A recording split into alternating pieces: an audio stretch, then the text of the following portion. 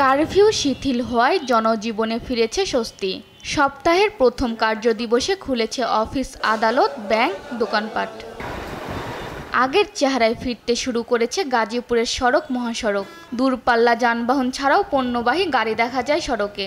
গুরুত্বপূর্ণ পয়েন্টগুলোতে সড়কে নিরাপত্তায় তৎপরতা দেখা যায় আইন শৃঙ্খলা বাহিনীর সদস্যদের। গন্ডগোলের সময় গাড়ি চালায় আসতেছি, কিন্তু রুটে কোনো জায়জামেলা পাচ্ছি না এবং পাই নাই। গাড়ি আছে, অনেক গাড়ি চলতেছে। এদিন ময়মনসিংহে সকাল ৬টা থেকে সন্ধ্যা ৭টা পর্যন্ত কারফিউ শিথিল থাকায় সড়কে ৩ চাকার ব্যাটারি চালিত অটোরিকশা ছিল চোখে পড়ার মতো।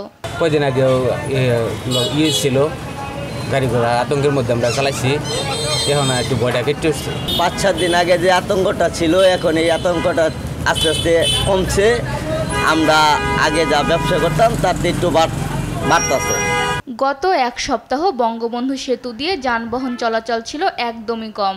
এতে ক্ষতির মুখে পড়েন কৃষক, ব্যবসায়ী ও পরিবহন খাতে জড়িত বাস মালিক, শ্রমিকরা। আবারও যান চলাচল স্বাভাবিক হয়, স্বস্তি ফিরেছে এসব শ্রমজীবীদের মাঝে।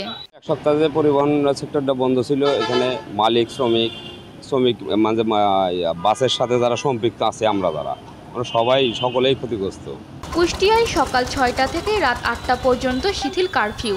এতে মানুষের আনাগোনাও বেড়েছে সড়কগুলোতে। দূর গন্তব্যে ছেড়েছে যানবাহনও। সাধারণ মানুষ দ্রুতই ফিরতে চায় আগের স্বাভাবিক জীবনে। আমরা কোনো হট্টগোল গ্যাঞ্জাম কিছু চাই না। আমরা সাধারণ মানুষ, সাধারণভাবে চলাফেরা করব, কর্মস্থলে যাব, এটাই আমরা চাই। রোববার বরিশালে অভ্যন্তরীণ রুটে শুরু হয় নৌ চলাচল। হিজলা, মুলাদি, মেহেন্দিগঞ্জ এবং চাঁদপুর, ঝালকাঠি রুটে চলাচল করে ছোট লঞ্চ। এতে স্বস্তি ফিরেছে দৈনিক মজুরি ভিত্তিক নৌ শ্রমিকদের মাঝে।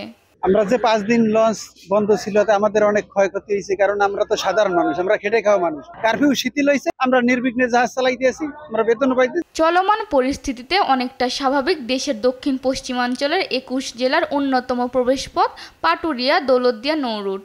এই রুটে বেড়েছে যান ও যাত্রী চলাচলের সংখ্যা। দ্রুতই কারফিউ তুলে জনজীবন পুরো স্বাভাবিক হবে আশা সাধারণের। সালমা জাহান, নিউজ ডেস্ক, দেশ টিভি।